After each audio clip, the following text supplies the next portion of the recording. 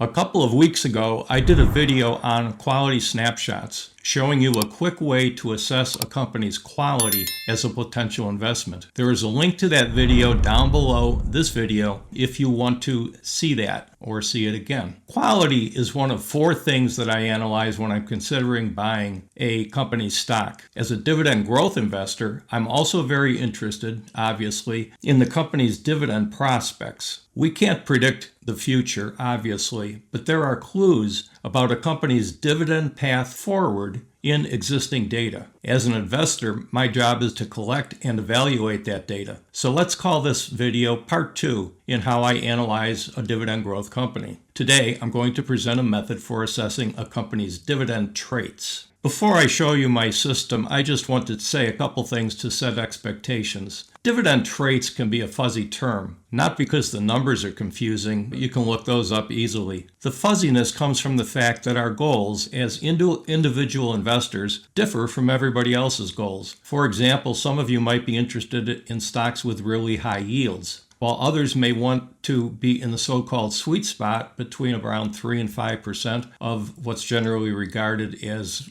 mainstream dividend growth investing. And still others among you might be most interested in the speed of growth that companies raise their dividends by and be far less interested, especially if you're younger, for example, in the yield right now because in a sense you don't need the income right now. You're not intending to spend it. What I'm going to do today is show you a generalized system that sort of goes down the middle in these kinds of preferences. Once you see how the framework is set up, you can easily change some of the settings and cutoff points between categories that I use to suit your own preferences. And I will show you in the video a couple of examples of how I've done this for myself. Now, with that out of the way, I'm going to briefly explain each factor that I use in assessing a company's dividend record. My first factor for dividend snapshots is Simply Safe Dividends safety scores. And some of you may recall that these are the same scores that I used as part of the quality snapshots. I use them again here. Simply Safe Dividends, as shown on this display, uses a simple 5-category system. They rate every stock for its dividend safety on a 0 to 100 point scale, and then they divide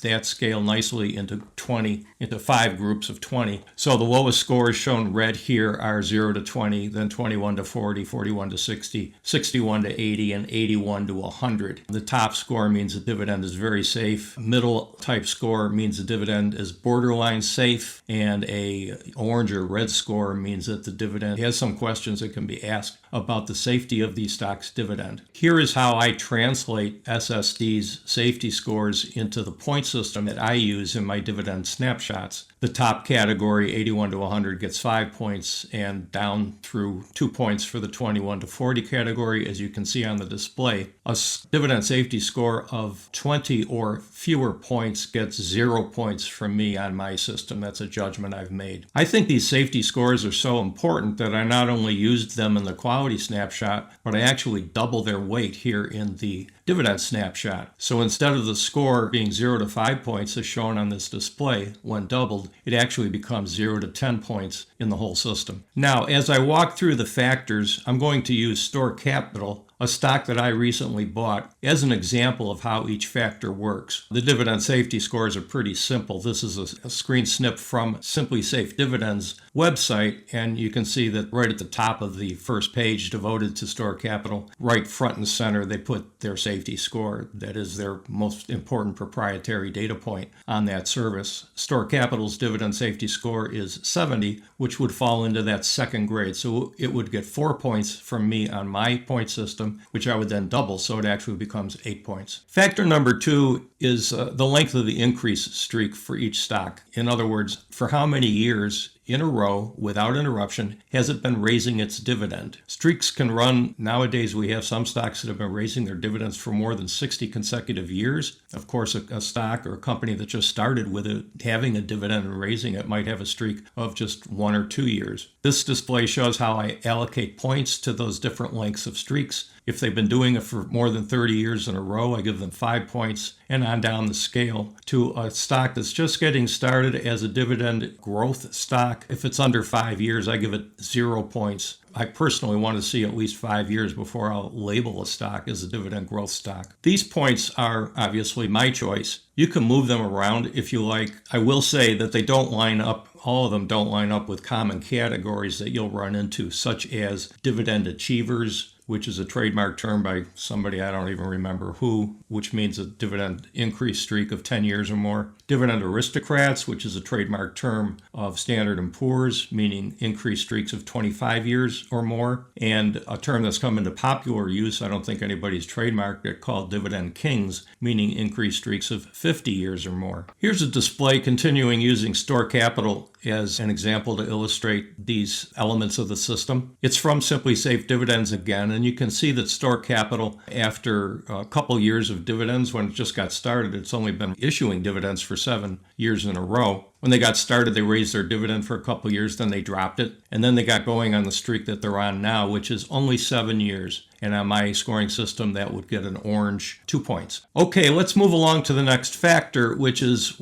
the current yield of the stock. As with all the other categories, I assign 0 to 5 points for this factor. And obviously, higher yielding stocks get more points and lower yielding stocks get, if it's under 1%, I give 0 points on this factor. So you can see how the points are arranged depending on the range of the yield. It's pretty easy. If it's less than 1%, it's 0. And then for every percent higher than that, you get an extra point. And any stock yielding 4% or more gets the maximum on my scale of 5 points. I consider above 4% to be a high yield stock for these purposes. Okay, here's the illustration of the use of that scale with store capital again. The store's dividend yield is 5.8% at the time that I'm recording this video, and that would be in the highest category, it would get 5 points. I mentioned that you can personalize these charts to suit yourself. And just as an example, here's my personalized version of that yield chart that I just showed you. A couple things to note about this. Number one is I've stretched out the categories a little so that I require a 5% or more yield to get 5 points rather than the 4% shown on the more generalized point scale. I've cut off the lowest category at 2.7% instead of 1%,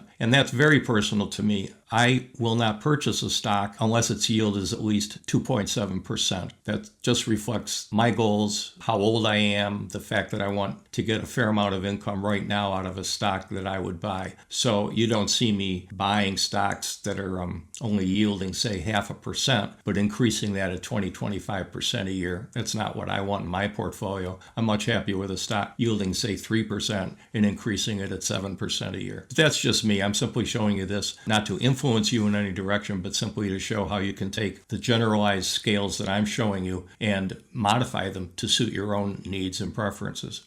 Okay. The remaining factors in the system address the company's history of increasing its dividend. Again, we're talking about dividend growth companies, not other kinds of companies. So the first of those is factor number 4, which is simply what's the most recent increase in percent that the company granted. I use this scale, as you can see here, to award points on my system. This is an all-purpose rating scale that you can apply not only to the most recent increase, but also in the next factor, we'll apply it to the stock's 5-year dividend growth rate. I use the same scale system for both of those. And by the way, this is another area that I have customized for myself, and I want to disclose that. I don't expect fast growth from stocks with high yields. They don't generally go together. It's great if you find one, but you won't find many of them. On the other hand, I do expect faster growth from stocks with low yields. So I've modified this scale as follows. This display shows how I've modified that simpler scale that I just showed you for my own purposes. It looks complex, but it's really not. Across the top, the dark blue area, you can see that I've divided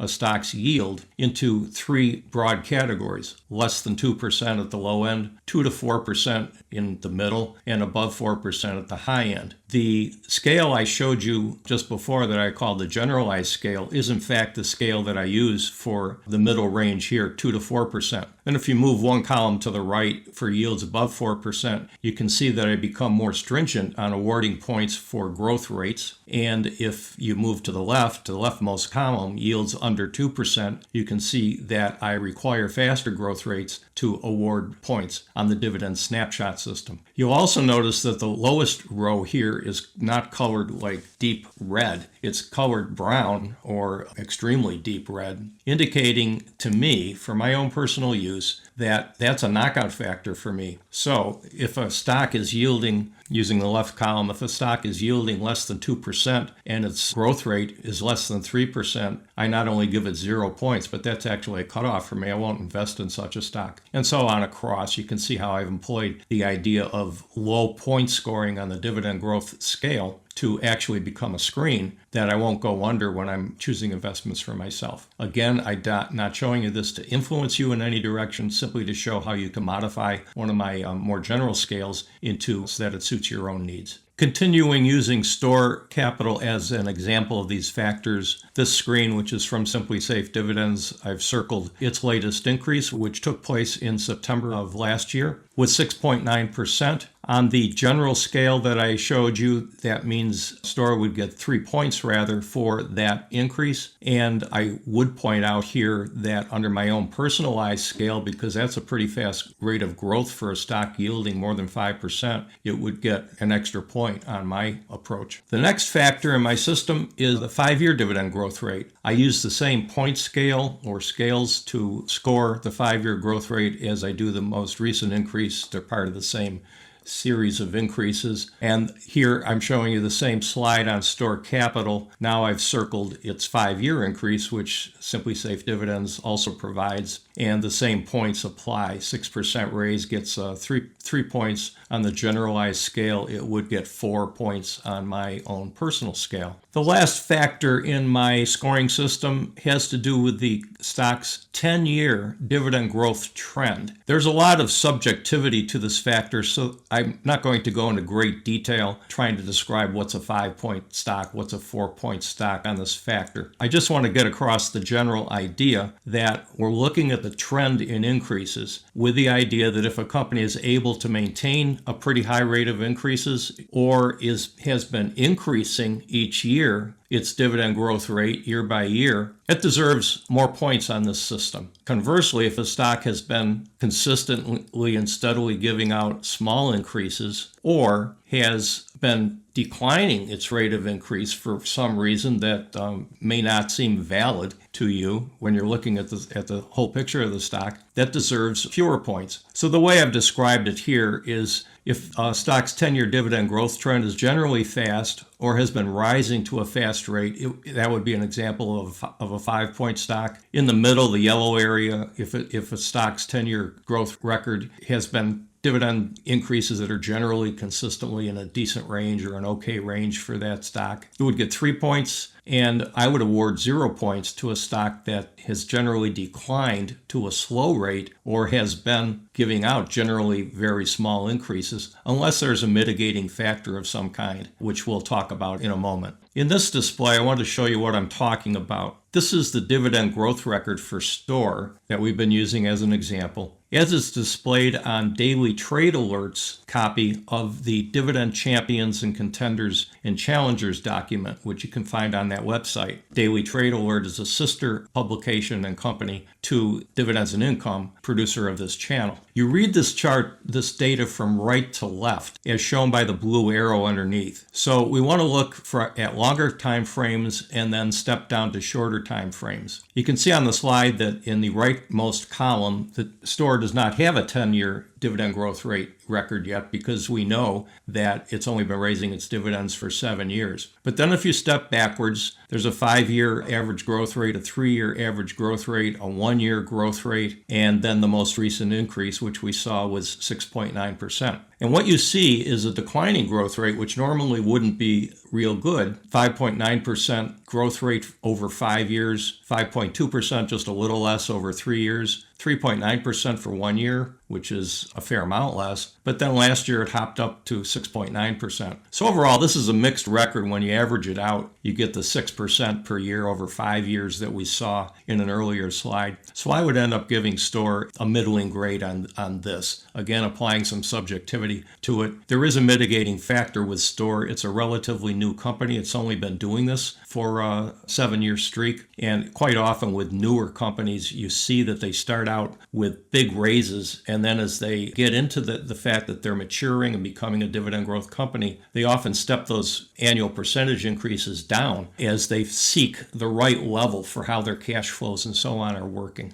I just want to show you, for contrast, the dividend growth record of a different company. This is IBM, which is not a new company. They've been in this for decades. And you can see here what I mean by a clearly, steadily declining dividend growth rate to what ends up being an unacceptable level. At the far right, you can see that 10 years ago, they had a 10-year dividend growth rate average of 8.5% a year. And then watch it fall as you step down to shorter time periods. 3.6% over the 5 years, 1.8% over 3 years, and their most recent increase was under 1%. It was 0.61%. In my opinion, that's not a good record by any method of reckoning, and I would give IBM 0 points on this factor. That's the end of the individual factors. Each one was assigned from 0 to 5 points. What I do when I've looked all those things up, which really doesn't take very long, to be honest with you, is I add up the points and then I interpret them according to what's shown on this display. It's a 35-point maximum rating scale, so high scores of 31 to 35 I consider to be excellent, and they're rare. 25 to 30 points total above average. 20 to 24 points to be acceptable, something that I would call investment grade. And finally, under 20 points, I consider to be very shaky dividend resume. I would consider that stock to be a risky investment to try to achieve my own goals, and a speculative investment for the same reason. So, in the dividend snapshot system that we've been discussing, I end up with a single numerical grade, a number between 0 and 35, to rate the stock's dividend resume. I use the word resume deliberately because I think of stocks as candidates that are in effect applying for a spot in my portfolio.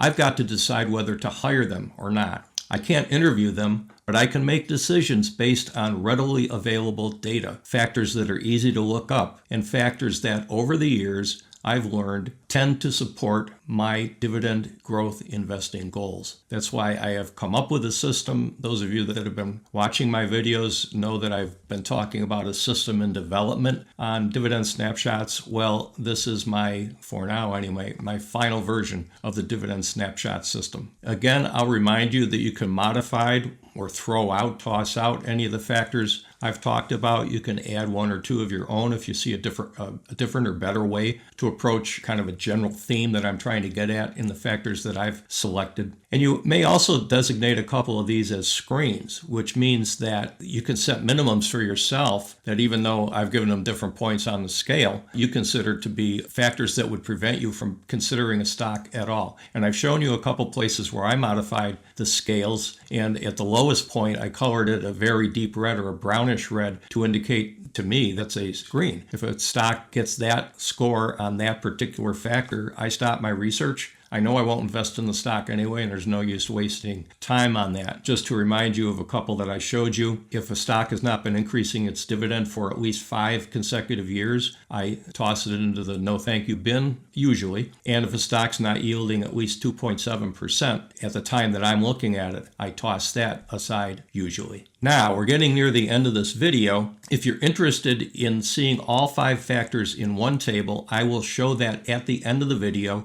You can stop the video there, take a screenshot if you like. Before I do that, I want to just spend a couple minutes showing you real-life applications of these factors to 2 stocks. This display shows my first example, which is Store Capital, the stock that I've been using to illustrate the factors as we went along. I'm not going to walk through each one here. I already said it in the video. Using the generalized scales that I presented, Store gets a total of 24 points which is just under the above average scoring total that I showed you on how I rank the total scores. I also told you, however, that I use my own personalized scale for increases, which are proportional to the yield of the stock. And since Store is a very high yielding stock, 5.8%, you can see in the middle of the slide, I would note that the two columns to the right, which got yellow grades or 3 points on the generalized scale, would have gotten light green grades or 4 points on my own personal approach. That would have bumped Store's total points up to 26, which would have put it in the above average range. And it was that kind of thinking that helped lead me to buy Store, add it to my portfolio as I described in a video a few weeks ago now, I think. For my second example, I'm going to use IBM, which I also mentioned earlier. This is the dividend snapshot for IBM. There are a couple things shown here that I've already mentioned on the video. To the far right, the 10-year dividend growth trend we saw was a steady decline, and I said I would give that 0 points. Its 5-year dividend growth rate is not so hot at 4% a year, despite its high yield. That only gets 2 points. And then moving one column over to the left, its most recent increase was less than 1%. That would get 0 points. If I add up all the points, including doubling the decent safety score in the first column, nevertheless, IBM totals up a speculative grade. It only gets 19 total points. Remember, my cutoff for being non-speculative was 20 points. And personally, based on the two dark red areas, the most recent increase and the steady decline for a stock that really doesn't have a mitigating factor, it's not a young company, of course, IBM, I wouldn't invest in it at this time. That's just me talking, not trying to influence you. I know many dividend growth investors have a long-term view of IBM that is more positive than this display would suggest. But I personally would go with the data here, and I would not invest in IBM at this time. As I promised, here's the whole system in a nutshell. You can pause the video at this point and take a screenshot of this if you want to save it. And with that, I will say thanks very much for watching. Remember to click the buttons, and goodbye, everybody.